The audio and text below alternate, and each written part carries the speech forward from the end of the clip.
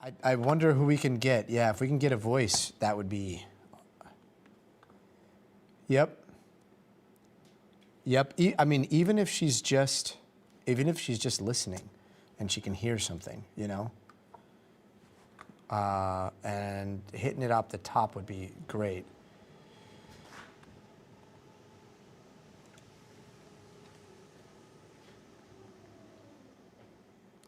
All right, here we go. Let's see here. Fire this up.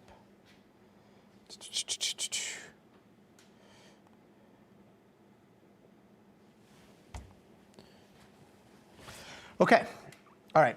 Hi, everybody. I'm not sure if anybody is on the stream so far, but this is the multi-stream. This is the behind-the-scenes stream of our show, Stay Tuned, which is coming up in about 12 minutes.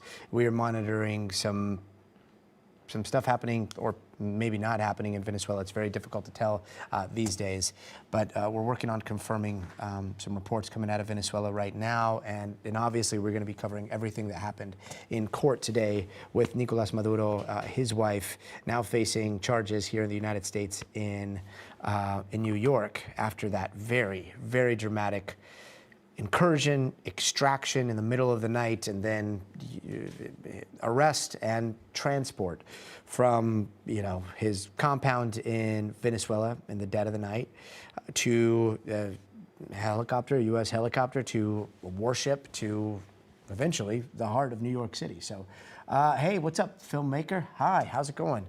So yes, we are on all of it right now. And I'm firing up all the different streams. So I think we're going on YouTube, TikTok. There's a new thing that we're doing here. We are basically going to start streaming behind the scenes every day. And feel free to weigh in on the comments. Tell me what you're seeing out there, what you think about everything that's going on. And we will do this together. So what you're going to see in about 12 minutes is this is going to turn into a full show. And let me show you some of the layout here. That is the control room in New York. That's Lisa Crivelli. She's the executive producer for Stay Tuned. This shot below, that is the studio right here. So you'll see some of those robot cameras. In a little bit, you'll see our floor crew come in. And then over here to the right, you'll periodically see the entire show. And it's going to look like just a normal news show. Monterey County 911. Hey, what's up, Donald Clark? I don't know if you guys caught our story that we did over there with Monterey County 911. They are doing some incredible things. Using AI to triage calls so that they can be free to answer life-saving calls. So very cool story that we did. If you get a chance, Google it. I think it's on YouTube. It's also on NBCNews.com. Let's see. All right, and then on the specials page we're on. Okay. So normally I like to chat and tell you guys about what's coming up, and I will do that to the best of my abilities. But today is kind of it's a weird day. Some of the stuff we don't have confirmed yet, and so I'm trying to figure out who we have to confirm it on the ground, and then who we can talk to about it on the show. Are you guys seeing anything happening in Venezuela right now? Because it's very difficult to know what's happening in Caracas at this very moment, but something seems to be going on. Let's see here. All right. Hey, Lise, can you hear me okay? Okay, cool. Yeah, I was just saying right now that we're just working on those reports of some gunfire at the palace in Caracas right now, but we have freelancers there that they're saying that they believe the incident is over. Oh, they do? Okay. Yep, I got it. All right. Okay. They're making calls to confirm and everything right now. We don't think it's an ongoing situation, but we're keeping an eye on it. Similarities. Got it. Okay. See, that's the difficulty in what we do in this day and age. Like, you see something that's starting to bubble up, whether it's a gunfight, whether it's a attempted coup, whatever it is. It could be something small, something big. But what's going to happen now online is you're going to see this small report that's very difficult to track to its source, and it's going to get bigger, and it's going to get bigger, and it's going to get bigger, regardless of whether it represents something seismic or not. So right now we've got our verification teams that are working on it. We've got people in Venezuela. We've got people on the border. We're going to be talking to Gabe Gutierrez in a little bit here, who's on the border in Colombia. And so we're trying to verify what is real, what is not real. Right now, as we understand it, the vice president under Maduro is now the president, and she is kind of giving mixed messages to the United States. We're hearing from the administration that she is going to do what they want, maybe, and is open to dialogue, while we're hearing kind of fighting words in Venezuela. There was a decree that went out that was basically like, hey, we need to prepare to defend our country. And now that there was this decree that we just confirmed about people, basically police searching people to see if they have things on their phone that are pro-United States or anti-Maduro, and that those things would be confiscated, and unclear what would happen to those people. But we understand that those types of operations are happening, whether they're from the police or the colectivos, which are kind of like these strong armed like militias that have been armed by the Maduro, and before that the Chavez regime.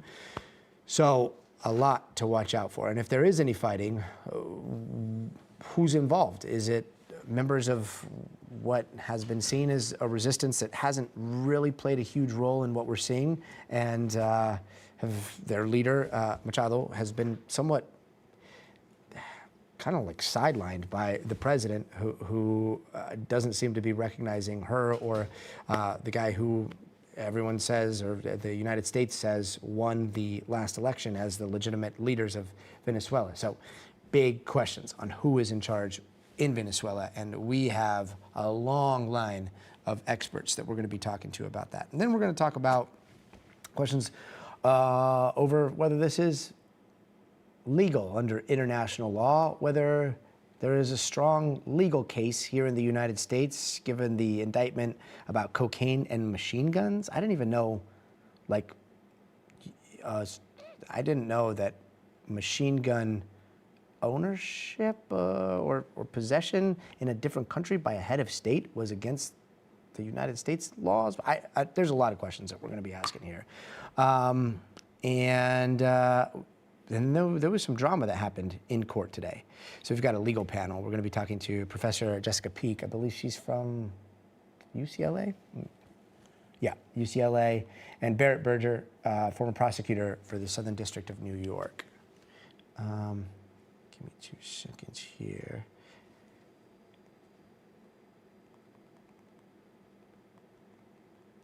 Oh, no. Okay. Hi. All right.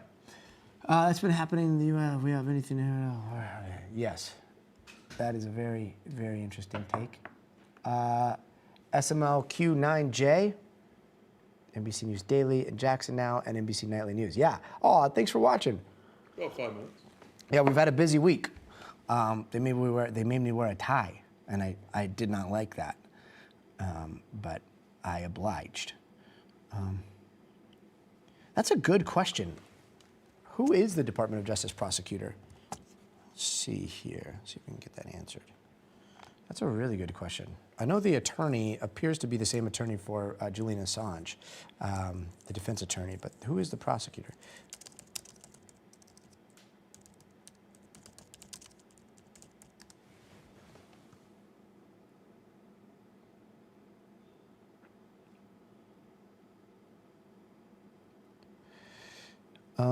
Let's see. Who it doesn't seem to be. Are you seeing who it is? So we know Barry Pollock is representing Maduro, but I don't see who's actually doing the first chair prosecution. Well, we'll try to get an answer for you on that.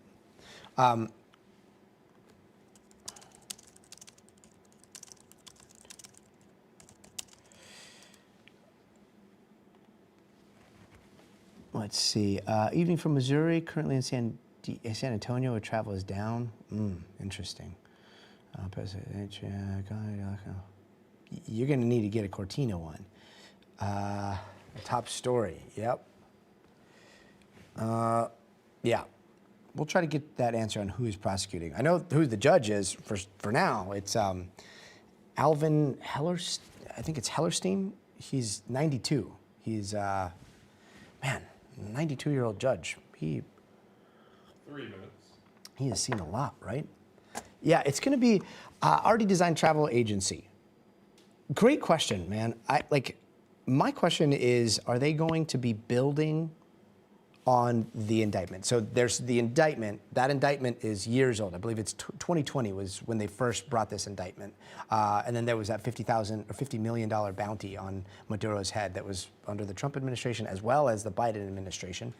And then that indictment was superseded by the indictment that we now see. And some people's names were removed. Some people's names were added. There were some details that were filled in.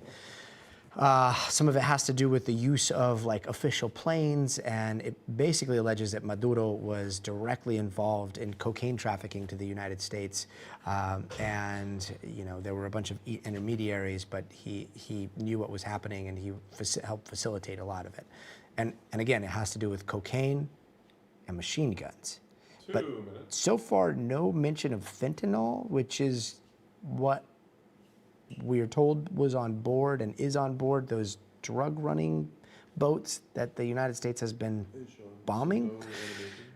So we'll see. But right now the indictment is what the indictment is, and it's missing a lot of that stuff. So did they grab a bunch of evidence in that raid? Are they going to be able to build on that indictment? What's going to happen? 90. What's up, Ms. Tia? Yes. Why didn't they grab the others that are wanted, including some contenders for power now in Venezuela? That's a very, very good question. Regardless, Are you keeping track what of the all these answer is. questions for tomorrow? I know, right? You guys keep sending these questions, and Please we will keep sending try to get them questions. We answered. would love to I'm do gonna a try to get panel them to answered answer all these today. questions. Yeah, at least we can get some of them answered today. Some of them, yeah. Yeah. 1 minute. 1 minute out. Okay. If you're just joining us, all right, this is Stay Tuned Now. This is Stay Tuned Now behind the scenes. It's about to look like a real news show.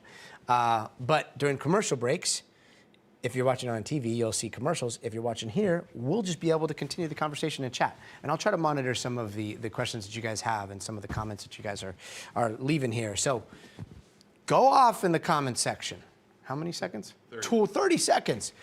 All right, now it's time for me to get nervous, get my head in the game. I'm going to do this show. Are we walking back? Or are we staying here? B to G. B to G. Okay. All right. Okay, perfect. All right. And with that, we are off. Lisa, I'm muting you. About 10. Perfect.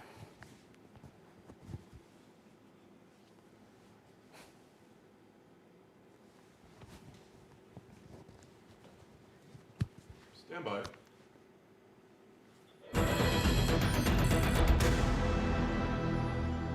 Hey there, tonight we start with the capture, arrest, and now imprisonment of Venezuelan President Nicolas Maduro, the deposed leader appearing at a federal courthouse in New York, pleading not guilty to charges including narco-terrorism conspiracy, cocaine importation conspiracy, and possession of machine guns and destructive devices. Maduro calling himself a prisoner of war and defiantly telling the court, "I am a decent man. I am still the president of my country." His son defending his father and his entire family's legacy earlier today in Venezuela. Take a listen. Aprovecho esta tribuna. I take advantage of this tribunal to report that my name has been added as my dad's and the first combatant in the same accusations that were used to kidnap them. Myself and my family are being chased because we cannot be bought. We are not political merchandise. My family is made up of men and women with integral and loving values, Bolivarian and Chavistas. We are here to defend Venezuela. Y nosotros estamos aquí para defender a Venezuela. Meanwhile, as countless Venezuelans are all over the world, many celebrating in the streets, there is still major questions unanswered about the future of the country. Here's who President Trump said is in charge right now on Air Force One. You said the U.S. would run Venezuela. We're dealing with the people. We're dealing with the people that just got sworn in. And don't ask me who's in charge, because I'll give you an answer and it'll be very controversial. What does that mean? we're a judge. Can you just clarify where you stand on Delcy Rodriguez right now being in I don't have to tell you. I just say that she will face a situation probably worse than Maduro, because, you know, Maduro gave up immediately. Now, that Delcy Rodriguez he was referring to is the current leader of Venezuela, who has been sending some mixed messages to the United States and the people of Venezuela. In the coming hour, we are going to be covering that and so much more, from the courtroom to the Venezuelan communities, both home and abroad, and the ramifications reverberating throughout the globe. Cuba, Colombia, Iran, China, and Russia, and what this means for us here at home. But first, let's start with NBC News correspondent Sam Brock in New York. Sam, cameras weren't allowed in the courtroom, but you were there. Can you set the scene for us? It was surreal. Frankly, hard to know what the expectations are going to be when you have a deposed head of state coming to U.S. soil to be tried, Gotti, but just standing 20 or 30 feet away from Nicolas Maduro when he walked through that room, surrounded by 4 U.S. Marshal Service members and just towering over them, right? He was 6'4", 6'5", and he had a very comfortable presence. I mean, first of all, he was nodding at everyone in the courtroom, everyone in the jury box, then over at us, the media, the people seated directly behind him, which would have been the public gallery. He's kind of looking around at everybody and then shaked all the hands of his defense attorneys and then sat down. He put on, as you can see in those pictures from court today, the headphones for the translator. Same thing for his wife, Celia Flores. So they're hearing the judge and then responding in real time. But it was the interaction with the judges that were perhaps the most striking element of all of this. The judge initially, read him, as you would in any arraignment, what the charges were, and then said, "Can you confirm you're Nicolas Maduro?" And at this point, Maduro just launches into this 5, 6, or 7 sentence tirade, basically saying that he's still the legitimate president of the Republic of Venezuela and that he was a prisoner of war, that he was kidnapped on January 3rd. The judge is like, hold on 1 second. I just want to know if you're Nicolas Maduro. So now that they get past that, he ultimately ends up pleading not guilty. He says, I'm an innocent man, I'm a decent man. Celia Flores, same thing. She says that she is not guilty, completely innocent. And at the very end of the proceedings, some more drama. When Maduro is getting ready to walk away, he waves at someone in the gallery. We don't know what that is. And then this man stands up and says, "You will pay." And Maduro shouts right back at him and basically says, in God's eyes, I'm going to be free. All of this happening in the span of like 25 or 30 minutes. It was a very interesting day in court today. Got it. Yeah, I mean, the drama of it all, the movement, the escort, the optics of him under such heavy guard. And like you said, I mean, he is very tall, towering over so many of the people that are around him. It seems like sometimes when we're watching this, it almost feels like we're watching a movie, and yet a lot of that drama continued outside, right? Well, there's certainly a cinematic quality when you look at this particular visual right now. This man that was in a presidential palace in Caracas only 72 to 96 hours ago, and now he's shackled and walking from a helicopter at a heliport to get ready to go to court. It is like a movie, and it's surreal. Outside of the courthouse, to your question, there were dozens upon dozens of Venezuelan rights supporters out there condemning the Maduro regime and just ecstatic and so thrilled that he's been removed. And they were also in sort of direct conflict with another group of people that were really, really upset about the fact that the United States is getting involved in another sovereign state's business to begin with, potentially in violation of international law. So to see these two groups kind of going back and forth, they actually had to end up bringing in additional barricades. There was no violence or anything of that nature. That's actually where I met that gentleman we were talking about earlier, Pedro Rojas, who said that he was a political prisoner, that he had been accused of conspiring against the Venezuelan government by Maduro and never got any sort of legal representation. Maduro said, "You don't need an attorney." So he said, how ironic that Maduro is with some high-powered attorneys in court today, which is why he wanted to assert, again, on behalf of 30 million Venezuelans, that their voice does matter, that democratic representation does matter. And that's why he said to him, "You will pay." Yeah, one unanswered question in all of this is what's going to happen to the political prisoners that are currently being held in Venezuela. I do want to ask about Maduro's wife. She seemed like, did she have some injuries on her face? This was quite bizarre. So there was so much attention focused on Maduro when he first walked into the court. Few of us even really noticed what was going on with Celia Flores, but you'll see those bandages in the sketch on her forehead.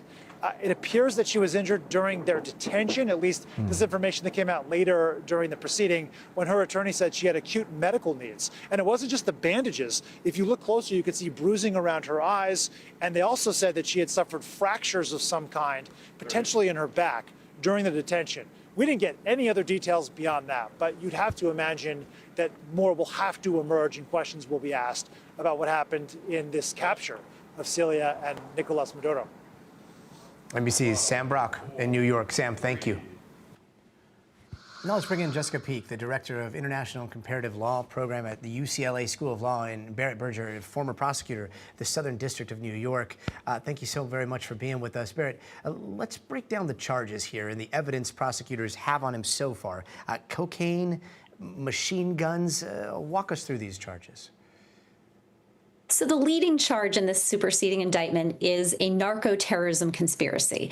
And essentially what that is the government is alleging that the drug distribution, the drug trafficking enterprise that Maduro was said to be part of, the profits of that were being used to help facilitate terrorism. So essentially, this is a charge that ties together drug dealing and acts of political violence and brings them together. The charges are sweeping. These are not vague charges. They reference specific events. As I've said before, this leads me to believe that at least some of these charges were based, at least in some part, on the testimony of cooperating witnesses. We know that in the original indictment back in 2020, there were people that were listed that are no longer listed in this indictment who have pled guilty, leading me and others to assume that at least some of these people may be cooperating with the government right now, providing some of this evidence that's underlying these charges of drug distribution and violence. And we're talking about drugs in this particular indictment. I mean, we're talking about cocaine. There's no mention yet of fentanyl. I know this is a superseding indictment for another indictment that was tweaked, but are we going to see charges potentially grow here because of, you know, the recent stuff that we've been seeing in the Caribbean with the fentanyl that we're told is on these boats, or is this the bulk of what is going to be tried? So who knows is the short answer here. In a normal case where you have defendants that come from another country, they usually arrive here through an extradition treaty. Once a defendant has been extradited to the United States can't add additional charges. They're kind of stuck with the indictment they have. Here, given the means of apprehension, we don't have a treaty that's binding. In fact, there's questions about whether this was legal under treaties we have. So it's unclear whether the government would add additional charges. To your point about the fentanyl, this is something that leaves a lot of people scratching their head because fentanyl has been the leading driver of overdose deaths for the past, many years. It's what we've been hearing about. It's what many communities have felt, this really acute harm from. And there is no mention of fentanyl in it. I don't think we've been seeing a lot of fentanyl coming from Venezuela. So understandably, people, I think, are concerned about, will this actually have an impact on overdose deaths in my community? What will the impact of an indictment like this be for us? Because it's really just focused on cocaine and not fentanyl. Yeah, and speaking of the lack of an extradition here, and this being more of an extraction, or very clearly an extraction, Professor Peek, we're seeing a lot of very strong criticism around the world, with a lot of leaders saying that this is a clear violation of international law and treaties. What do you make of this? Yeah, I agree. Entering the territory of a state is a violation on the prohibition of the use of force, which is a prohibition under Article 2.4 of the UN Charter. This is both a treaty prohibition and also a customary international law norm. And so the US military intervention into the territory of Venezuela to capture and render Maduro and his wife is a violation of this principle of non-intervention. A violation like this is an unlawful use of force and can be considered an act of aggression. There are only a couple of ways in which entering the territory of another state can be justified. The first is if there is a Security Council resolution, which we do not have here. And then the second would be if the Trump administration were to argue that they were acting in self-defense. That is a justification for intervening in another state under Article 51 of the UN Charter, but it is restrained to very particular circumstances where there is an armed attack and the self-defense is being carried out in response to that armed attack. And we just don't have those factual circumstances here either. Yeah, when it comes to the teeth of international law, there is the question of the United States' Security Council veto, right? I mean, is there any recourse for the international community here, or is anything really going to be met with just a very simple United States veto on any sort of sanction? Yeah, it's a great question, and unfortunately, as you mentioned, the U.S. does have a veto power at the Security Council. It's one of the 5 permanent members, all of whom have a veto. And so, in normal circumstances, the UN Security Council is able to act to maintain peace and security, and they can impose sanctions such as arms embargoes or trade or travel restrictions, etc. And we saw a UN Security Council meeting take place today. It was called over the weekend by Colombia, and that request was backed by both Russia and China. And what we saw there was US Ambassador to the UN, Mike Waltz, saying, there is no war against Venezuela or its people, and very full-throatedly defending the actions of the US over the weekend. Interestingly, Russia and China both called for the release of Maduro and his wife. And there was some very lively debate and discourse around states heavily criticizing the states that are traditionally allies of the United States, heavily criticizing U.S. action over the weekend. But as you said, we have this problem of the U.S. veto, so it's highly unlikely that any actionable Security Council resolution will be able to proceed. And Barrett, this international law question, do you think that it's going to hold any water in U.S. court? Are we going to see the defense bringing international law into the federal court in New York? Well, I think that we certainly may already see the defense raising this as an issue. I would be Oh, Barrett, go ahead. likely see this issue raised by Maduro in court. I think it is unlikely to be successful, particularly because there is precedent for this type of an action. We have a 1989 DOJ Office of Legal Counsel memo saying that actions like this are legal. This was done in the context of the U.S. operation to capture General Manuel Noriega from Panama and bring him to the United States. In that case, where very similar issues were being raised, essentially you had a Article III court bless it, say it was lawful. That is strong precedent that the government will certainly rely on. So I think it is unlikely that this method of apprehension defense would be successful here. Yeah, the only thing that seems certain is that this is probably going to play out over a very, very long time. Jessica Peek from UCLA's School of Law and Barrett Berger, former SDNY prosecutor, thank you so much for being with us. Thank you. And earlier today, our colleague and moderator of Meet the Press, Kristen Welker, spoke with the president. I want to bring her in here. So, Kristen, you talked to the president for about 20 minutes, right? What were some of the biggest takeaways when it comes to Venezuela? Hey there, Gotti. Well, President Trump told me the United States is not at war with Venezuela, but instead with the people who sell drugs and empty their prisons into this country. I asked about the interim government. He said, I do get the sense that they're cooperating. They need help, saying newly sworn in President Delcy Rodriguez loves her country and wants it to survive. He says if she stops cooperating, Gotti, that's when he'll consider more U.S. action. And he doesn't believe he needs congressional approval to do it. The president saying a number of his officials will be involved with Venezuela, but he's the ultimate person in charge, Gotti. Interesting. So, Delcy Rodriguez, I mean, do we know who's her point person within the administration? Is it Marco Rubio? And it does seem like we're getting mixed signals. The Venezuelan public is hearing one thing, and then we're hearing another thing from the administration, right?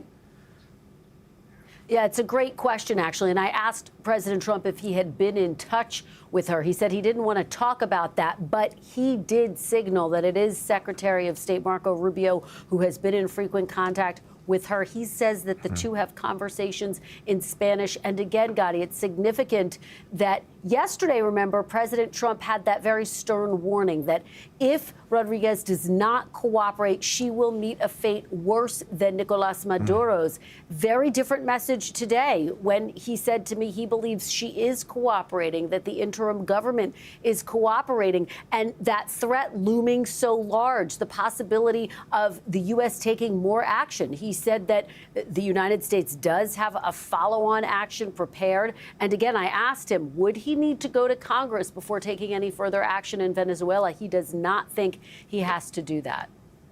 Interesting. Yeah, that the second wave, or the promise of a potential second wave, that seems like a very powerful message there.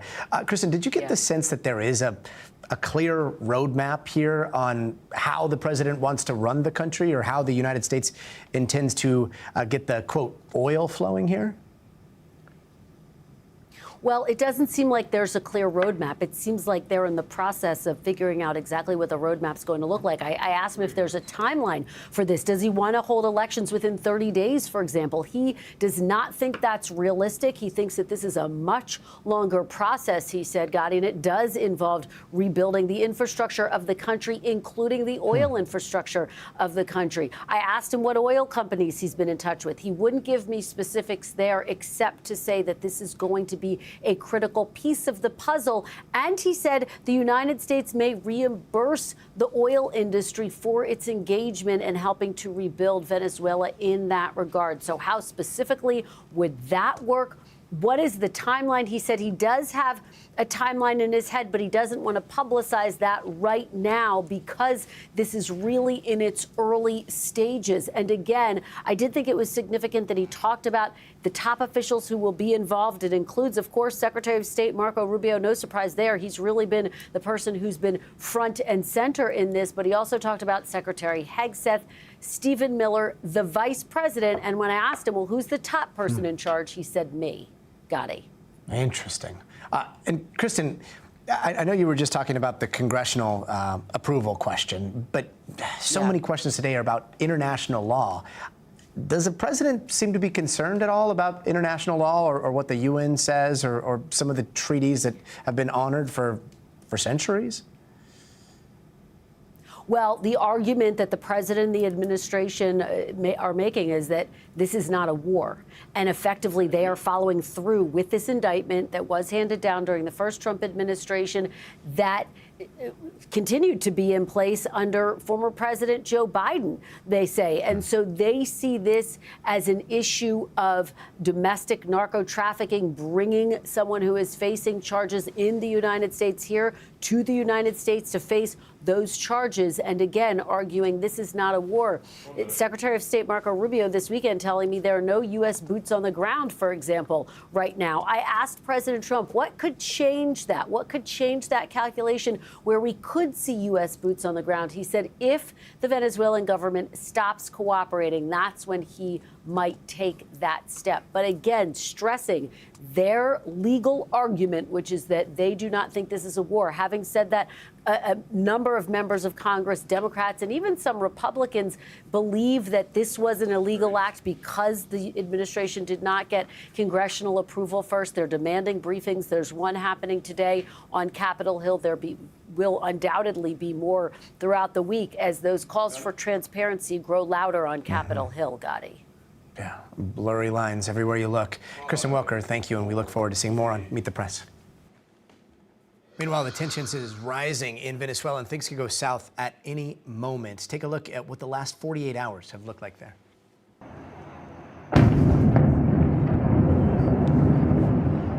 We are coming on the air now live with breaking news out of Venezuela, where we are hearing multiple reports of explosions from the capital city of Caracas.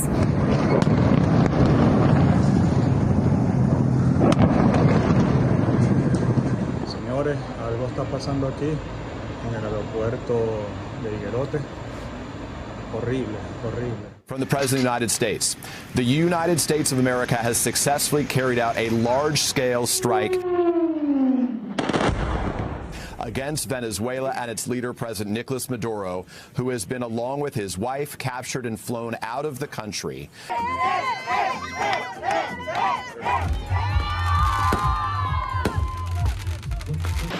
arrepentirse, asustado como todo amaneció el venezolano como tal el día de hoy y en la madrugada que muchas familias no pudieron dormir como tal.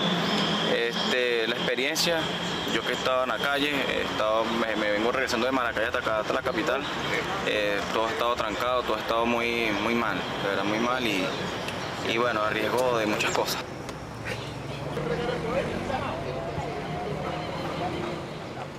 Now, in the aftermath of the United States operation of strikes and the capture of Maduro, Venezuelans are struggling to understand what just happened and who is really in charge and where to go from here. We've seen the celebrations, people taking to the streets, waving flags, saying Venezuela libre. But as the uncertainty kicks in, the mood has shifted a bit. People flocking to grocery stores, lining up by the dozens to stock up on food, other essentials, and for some, it means leaving the country altogether. A lot of people are headed to Colombia and that Venezuela border. And that is where we find NBC's Gabe Gutierrez tonight. Gabe, how are people feeling where you are, and what are you hearing about the reports of those colectivos loyal to Maduro threatening Venezuelans in Venezuela right now? Well, Gotti, there's a lot of confusion here at the Venezuelan border and a profound sense of uncertainty that we've been now seeing throughout the weekend and spilling into the beginning part of this week. In Venezuela, it started out as a sense of shock, at least over the weekend. The streets were eerily quiet in Caracas. Some stores started to open on Sunday. And today we heard that, yes, stores were open, but, armed guards were patrolling supermarkets. And you mentioned those colectivos. There's actually now a national decree that's been put out by the Venezuelan government. A state of emergency actually went into effect on Saturday, but the full thing was published today. And it orders police to arrest anyone who is involved in supporting the U.S. attack. So that means basically no anti-Maduro demonstrations are allowed. And certainly this is the government of Venezuela, which is very tenuous right now, unclear how much they are cooperating with the U.S. government. But at least publicly, they are trying to crush any dissent here, at least according to that decree. Got it. Man, that seems to fly in the face to what we're hearing from the administration about the potential cooperation of the now acting president of Venezuela. Is that confusion that you're hearing on the Colombia side and the Venezuela side? Well, God, there's a lot of confusion, and there's frankly so many questions about where this goes from here. There's this incredible uncertainty that we've seen as Venezuelans cross this border crossing. Thousands do this every day. They cross over into Colombia to either work, to visit family members. Some, though, especially the ones that we see with carrying luggage and suitcases, they are leaving Venezuela for the time being, and they don't know when they might be able to go back because they're terrified of what might actually happen. We spoke with one man today and his family. He actually didn't want to speak on camera because he was overwhelmed. You could see it when we walked up to them, and they just didn't want to speak because they also have family members that are still inside Venezuela, and they don't want to cause trouble for them. Yes, there is a conflicting messages here from the White House, the Trump administration, who says that Venezuela's government is essentially cooperating.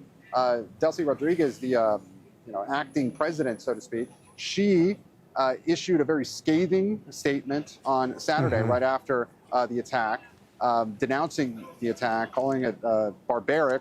Then yesterday on Sunday, she softened her tone a bit and said she was willing to at least dialogue with the United States and wanted peace. Today, when she was sworn in the National Assembly, she did kind of ramp up her rhetoric as well. And then, yes, we heard about that decree. So she's trying to walk a very fine line, saying one thing domestically and perhaps, at least if we were to believe the administration, when she speaks with Secretary of State Marco Rubio, she may be telling him something different. We just don't frankly know. We don't know how the president will react to what unfolds inside the country and if the government continues to crack down on any dissent. And to further complicate the situation, we've been hearing these threats from President Trump against Colombia's president, Gustavo Petro. Take a listen to this. Colombia is very sick, too, run by a sick man who likes making cocaine and selling it to the United States, and he's not going to be doing it very long. So there will be an operation by the U.S. It sounds good to me. I mean, those sound like fighting words. How are Colombian officials, how's the president responding? All right, well, No kidding. The president is saying it's a potential U.S. operation in Colombia. Sounds good to him. Look, he has railed against Gustavo Petro before. Clearly, there's no love lost between the two. President Trump accuses Petro of being a drug trafficker, of supporting the drug cartels. Petro strongly denies it. His critics have said he's been too soft on organized crime and the drug cartels, but he insists that he wants to cooperate with the U.S. when it comes to fighting drug trafficking, that he's actually done it already. The defense minister here in Colombia released a statement to NBC News today, reiterating that, trying to find some common ground with the U.S., trying to say that they're willing to cooperate to fight drug traffickers. But there is a lot of concern here. You see the Colombian military behind me, several of those tanks here on the border, potentially, fearing either a migrant influx that might come if there's any fighting that happens either between drug cartels or if there is civil unrest in Venezuela. Could there be more migrants that come here from Venezuela or this cartel violence? But the Petro, at this moment, it's unclear what the relationship with Donald Trump will be going forward. And one more thing quickly, Gotti, it's not just the war of words between Petro and Trump. President Trump has essentially said that the Cuban government, he expects it to fall. There are other governments throughout Latin America that are looking at this that are very worried. Mexico's government, there's concern in that government that the U.S. may take it upon themselves to target cartels within that country, which is, in their view, against their sovereignty. So President Trump seems to be reshaping Latin America in many ways, and you can call it a Trump doctrine or not, but his New Year's resolution at Mar-a-Lago, he said it was peace on earth. Well, the Trump administration now feels that the way they achieve peace is through strength. Peace through strength. That's something they're repeating over and over again, and we now see it unfolding throughout Latin America here at the beginning of 2026, guys. So perfectly said. Gabe Gutierrez, thank you so much. And our coverage on the capture of Venezuela's Nicolas Maduro on federal drug trafficking charges and weapon charges continues. Next, a look at how other foreign governments could be eyeing this U.S. action. China, Russia, Iran, Cuba, and all of the possible implications. Plus, Maduro might be in custody in New York, but travelers are still dealing with delays in parts of the Caribbean and Venezuela. The latest on that later this hour, so stay tuned. All right, here we go. Okay, so if you guys haven't watched this before, and it looks like we got a bunch of new people on, this is a part where on TV, if you're watching along on television, you'll see the commercials playing. And this is where I catch up with what everybody is saying here. I've been watching some of the conversation and some really fascinating takes. Yeah, so coming up, we are going to be going out to Ed Augustine. He is our man in Havana. He is in Cuba right now, and as you can imagine, the nexus between Venezuela, Cuba, Iran, Russia, it is very much real, and there are so many implications here. The architect of a lot of this, we know, is Marco Rubio. Marco Rubio is the son of Cuban refugees. So that dynamic is at play. There's all kinds of different things. Let's see here. And Snapchat days. Donnie D33, you're an OG. That is right. And now look, we're here all over the place. I hope you guys are watching on maybe a phone or something and watching on TV, because that would be awesome. Sure, Venezuela is a natural resource. Do you like the? No, it's way too close to home. I'm not gonna watch something that makes me feel like I'm at work. 10. All right, 10 seconds. We're back to the show here. So if you see this, 5, Lisa. 4, 3. Welcome back. The U.S. military's operation to capture Venezuela's Nicolas Maduro has sent a direct message to allies as well as adversaries alike. And in places like Cuba, seismic ripple effects seem imminent. That's because Venezuela has been a critical partner to Cuba for decades. They've long been united against what they see as U.S. imperialism, and Venezuela has provided them oil and energy, while Cuba has provided skilled labor, doctors, things like security. But here's how the President of the United States sees that relationship now. Cuba is ready to fall. Yes. Cuba looks like it's ready to fall. I don't know if they're going to hold out. But Cuba now has no income. They got all of their income from Venezuela, from the Venezuelan oil. They're not getting any of it. And Cuba literally is ready to fall. And you have a lot of great Cuban Americans that are going to be very happy about this. Yeah, and one notable Cuban American is Secretary of State / National Security Advisor / point person on Venezuela, Marco Rubio. Rubio's parents came to Florida from Cuba a few years before Castro's communist revolution, and even as a U.S. Senator, Rubio has long been one of the loudest voices pushing for Cuban regime change. So with that history in mind, could we see maybe military intervention there? Here's what the president said about that. Are you considering U.S. action in Cuba? I think it's just going to fall. I don't think we need any action. It looks like it's going down. It's going down for the count. You ever watch a fight? Yeah. They go down for the count. And Cuba looks like it's going down. Right now, I want to bring in NBC News reporter Ed Augustine in Havana, Cuba tonight. Ed, good to see you. We've seen some pro-Chavista, like anti-U.S. looking protests forming in Cuba. That's something that we see pretty often there, but what's the mood like in the streets? Well, it's really interesting, Gadi, because on Saturday, the government convened an emergency rally outside the U.S. Embassy to protest what they describe as state terrorism, what they describe as an abduction of President Nicolas Maduro, Cuba's main ally, and as what they denounce as a criminal act. And I was there reporting, and I was speaking to mainly elder people who came out. Elder people are people that are more likely to support the government here because back in the 60s, 70s, and 80s, they witnessed transformative change. Younger people far, far less to support the government. So elder people came out, about 20,000 of them, and they were on the same page as the Cuban president who addressed the crowd, that this is an abduction, this is terrible, this is an affront, this is, and we're indignant because of this. Then in the afternoon, myself and the camera person, we walked the streets of Havana and we interviewed normal people. And what was amazing is that at a time where the Cuban government is very unpopular with regular people, because it's presided over the last 5 years over a terrible crisis, a humanitarian crisis, energy crisis, medicine crisis, food crisis, you name it, a poly crisis. Strangely, the average person on the street agreed with the Cuban president. I didn't find a single person that supported the capture of Nicolas Maduro. Everyone I spoke to, young, old, black, white, rich, poor, said that they were against it.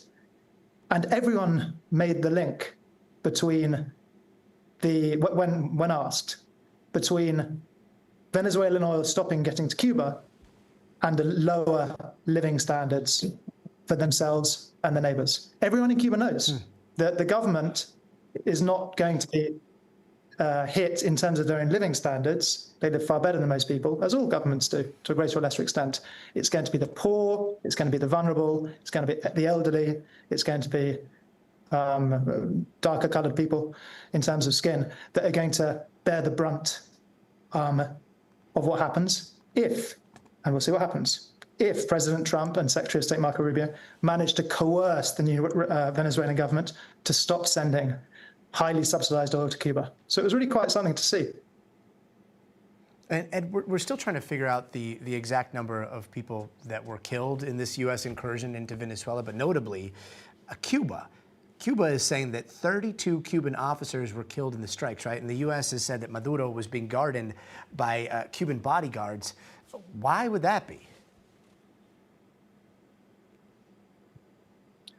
We've been reporting on this, and I've had a couple of interesting conversations today with people that know at least one of the people that was protecting erstwhile former Venezuelan President Nicolas Maduro.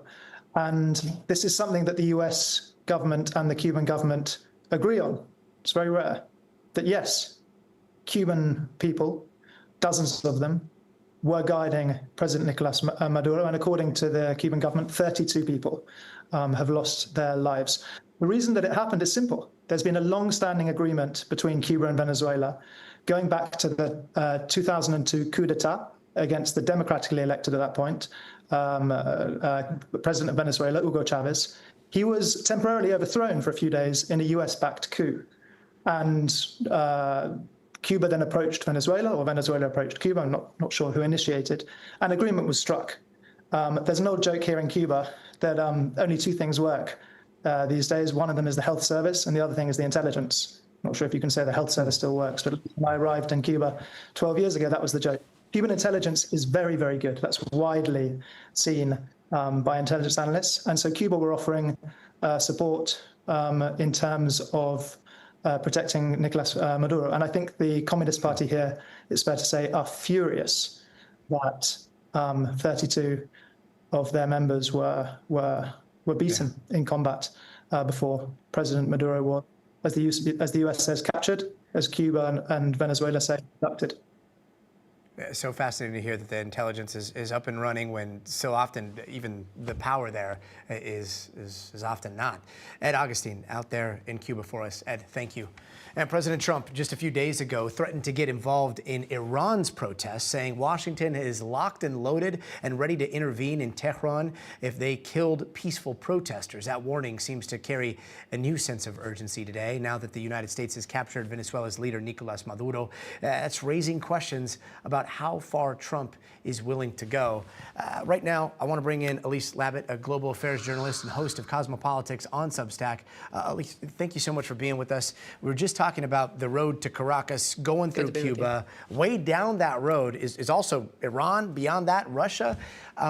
Is there any chance, you think, of something like this happening in Iran with the Ayatollah? Or is this, like a definitely Western Hemisphere, Monroe Doctrine or Don Roe Doctrine kind of situation only?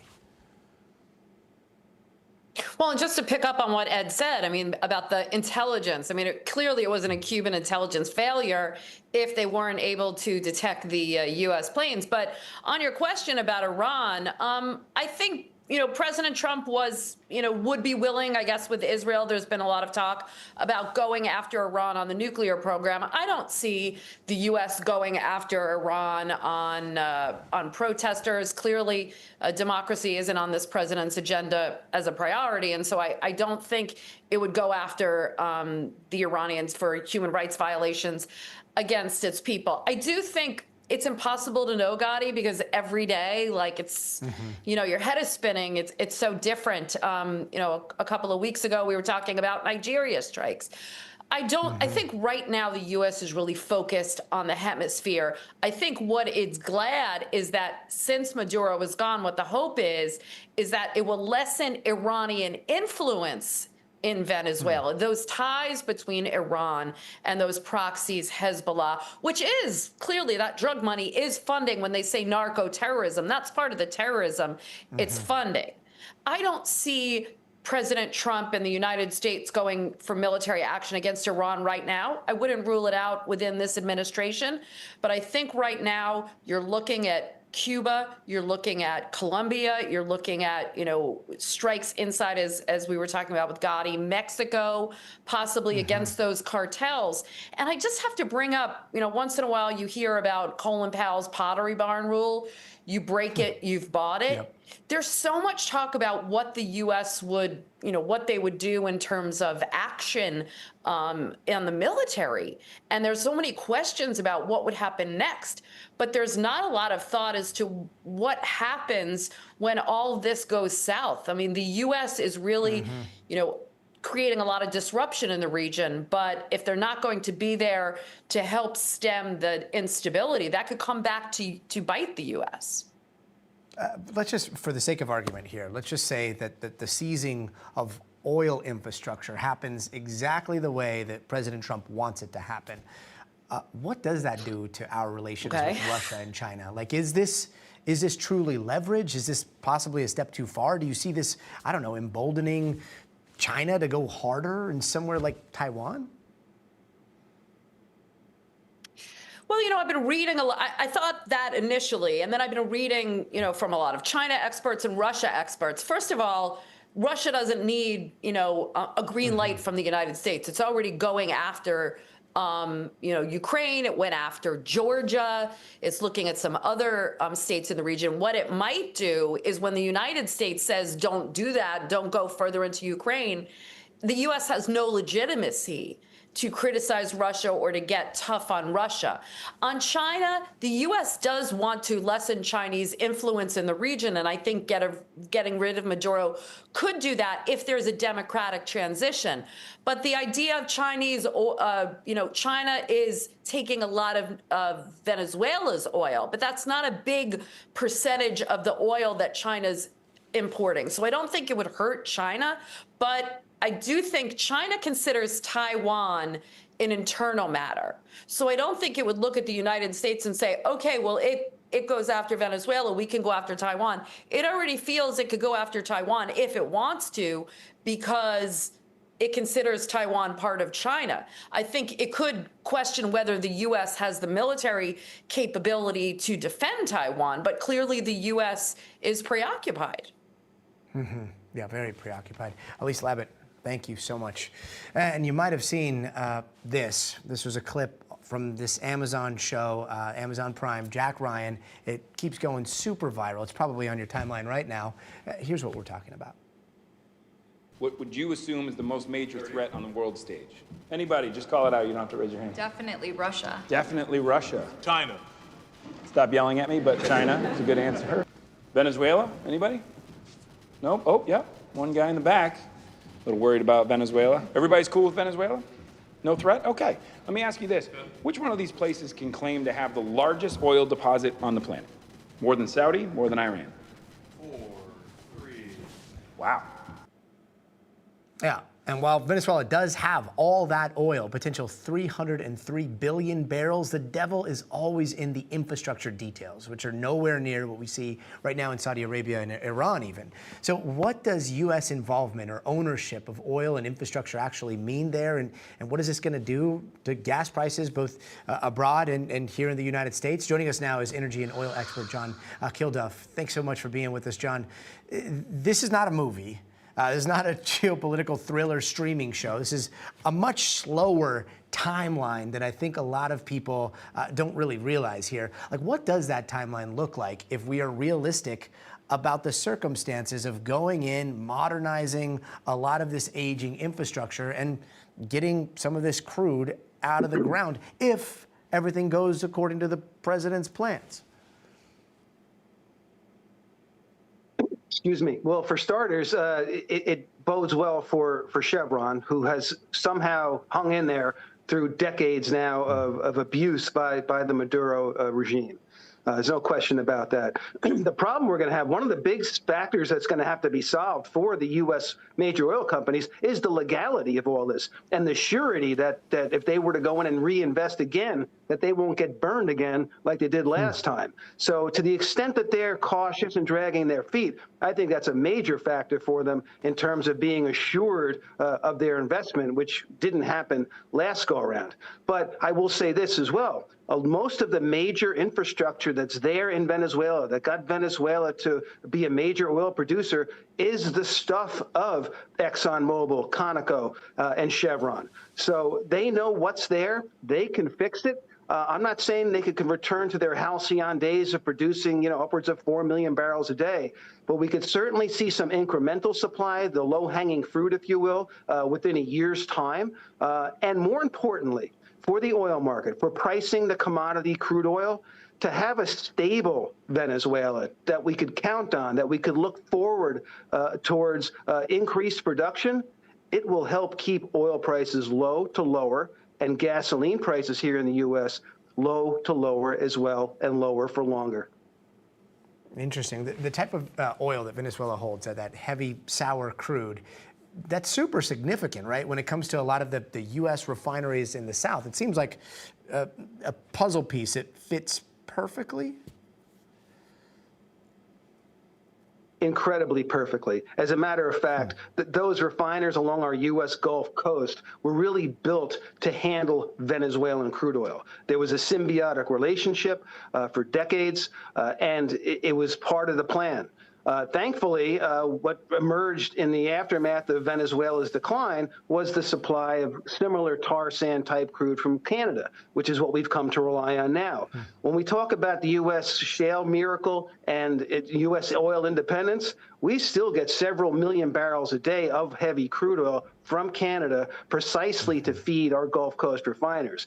That's why you saw today the refining stocks on the stock market rise because they could benefit greatly from a resumption of Venezuelan exports to the Gulf Coast because it would push the differential, would push the price of locally sourced crude oil lower relative to world benchmarks like Brent crude oil that you hear about. So it is a key essential piece here of, again, creating not only stability, but another source of supply that causes competition and keeps the price stable to lower for U.S. consumers.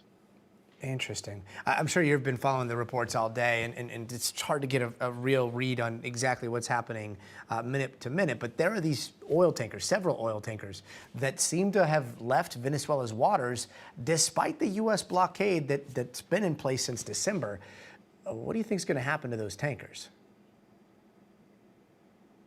Well, they are making a run for it. They are expert.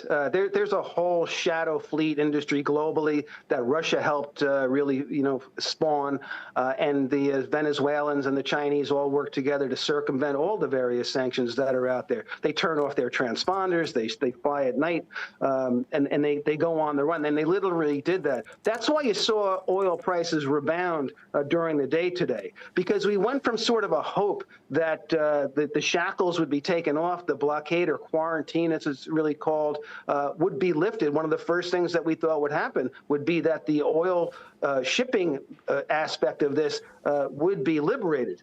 That hasn't happened. Then there's no U.S. troops on the ground. There's really nothing changed in Venezuela other than Maduro's exfiltration. So for now, there's no hope of that. But that would be one of the first shoes to fall, and that would help oil prices go down if we could allow the navigation of these oil tankers to come in, work with Chevron in particular right now to get that oil out of Venezuela onto the global market, but also more importantly, to at least Chevron's facilities here along the U.S. Gulf Coast. And before I let you go, I do want to ask about the China question. I mean, China, as I understand it, has been pouring tens of billions of dollars into some very sizable infrastructure projects in Venezuela. They have built Venezuelan crude into their supply chain. What do you think is going to happen to the cost of oil to China? And do you think that the United States is pretty immediately going to be opening trade to China?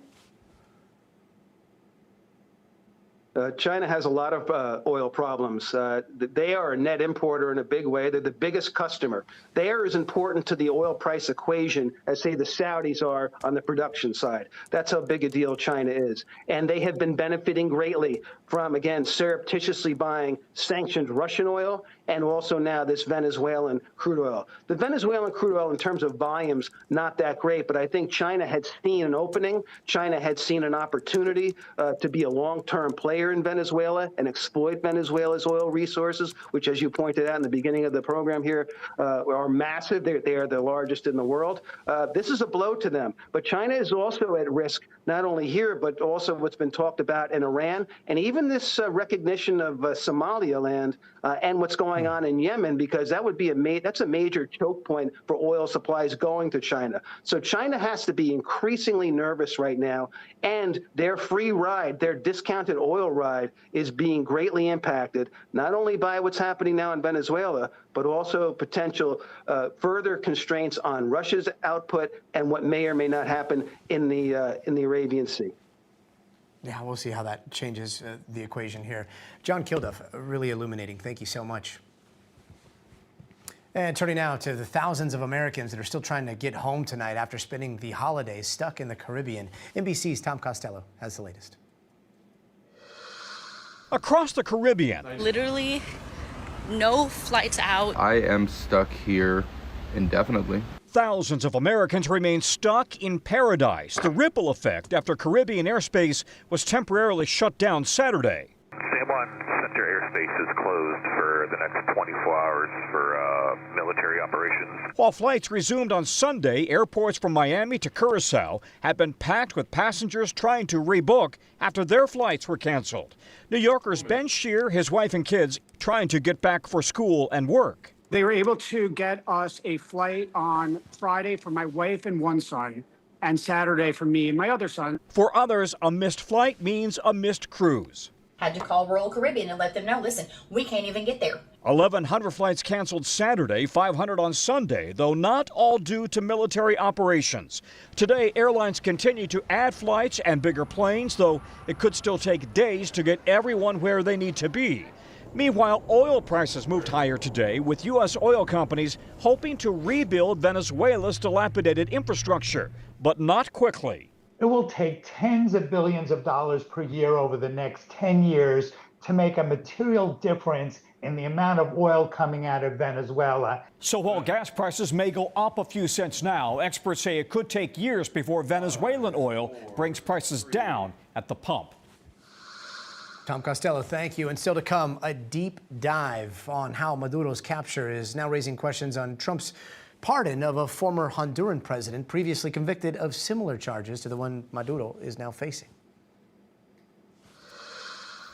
90. All right, that was a long block. A lot of stuff to process. I'm still processing what John told us about the future of oil infrastructure. Let's see. I'm in the hospital. Miss Tia, hospitality industry. You're starting to see impacts from some of this. I mean, it is like the travel situation has been a nightmare on everything from this to the weather to the holidays. Yikes. Next up, more news. That's right, SML. We've got a lot more news coming up. Learn how to read, bro. Thanks, Chewy. Learn how to read. Did you say read? Learn how to read, bro. Learn how to read. Lamau? Is that? I don't. Lamau. That's a hard word. What did he call drill? I don't know. San Antonio, Texas, travelers. Yes, for sure. Okay. Let me see what's going on here. 30 seconds, 30 seconds. Yep, perfect. Okay. Still with NBC, that's what you're watching right now, that's right. Watch here, watch on TV, watch wherever. Coming back up right here.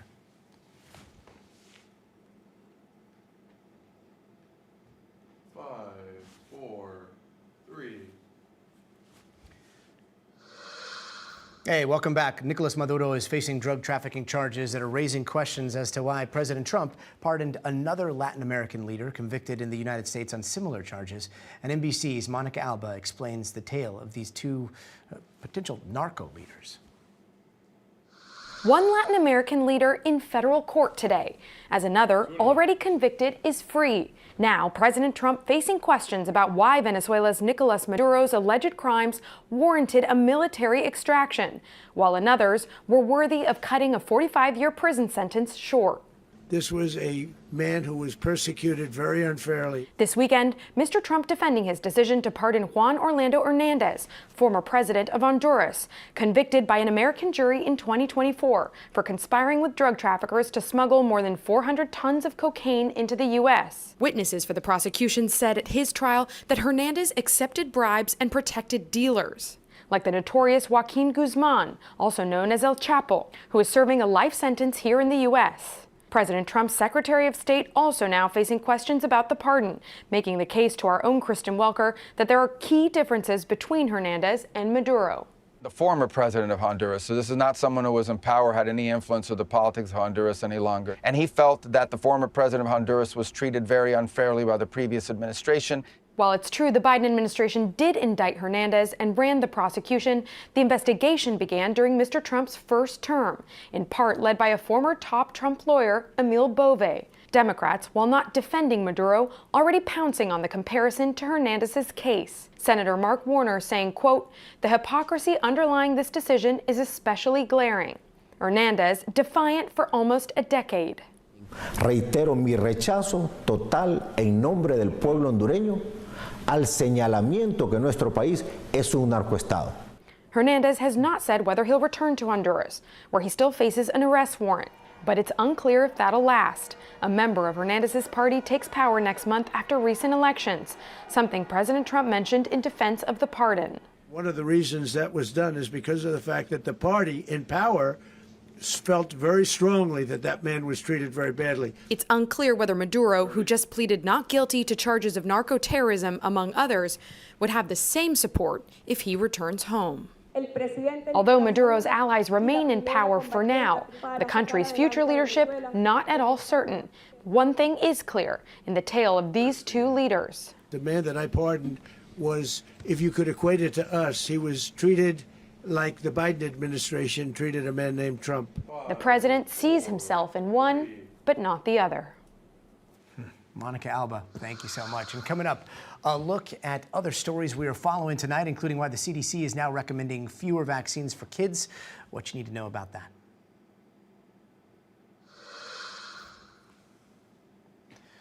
All right, that is the Venezuela show. Man, we covered a lot of ground. What else Here's are we some missing other headlines we are watching tonight. Jury selection. Cam. This is the desk cam right here. All right, so if you want to take a look at how this works, what you're seeing right now, this is from the desk. This is my iPad. And this right here, this is the camera on my iPad. So we basically hacked into that little camera so you can kind of see what it's like to be right here on the desk. And this is hopefully how we're going to continue to cover the news here on television and also on like streaming, on like phones. So it should be fun. Let's see here. New names. No, that's not. Thanks, Drugs. Russia, Israel, watch Europa. I'll be there. Thanks for, yes, no worries. Miss Tia, thank you so much for coming to hang out. Let's see. Don't worry, Vivian, we will not stop asking questions about where all of that stands, for sure.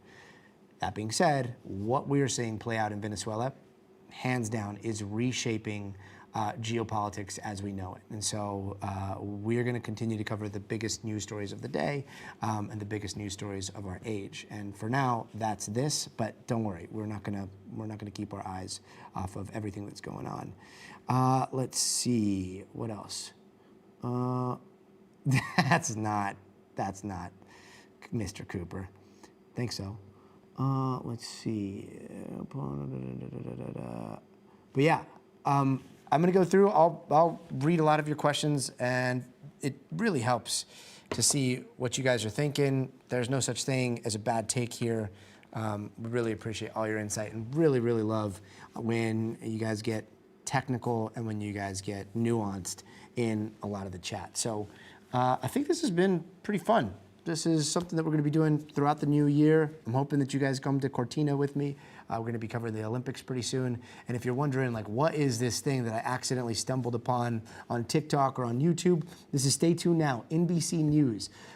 Like, mainstream news right here, streaming in a whole different way.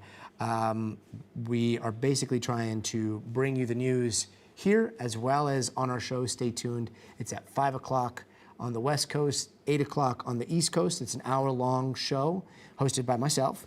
And we bring you all of the biggest headlines of the world. Today was a special occasion. We went very, very long on what's happening with Venezuela because of the implications there. But we'll be here tomorrow. We'll be here the next day. We'll be here the day after that. So tell your friends. Come hang out in the comment section. Miss Tia, that would be amazing. Donnie, thank you so much. And yeah, we'll be back to talk more. Later.